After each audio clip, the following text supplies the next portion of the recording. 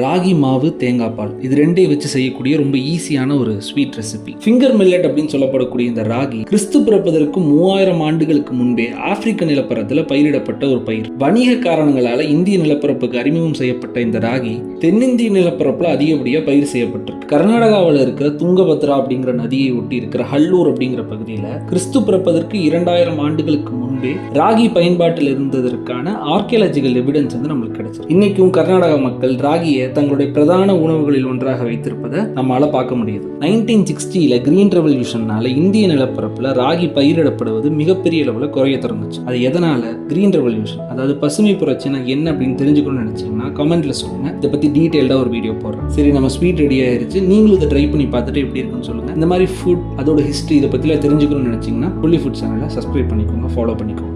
ஊரெல்லாம் ஓடி அலைஞ்சு உழைச்சு சம்பாதிக்கிறது எதுக்கு? இதுக்கு தானே.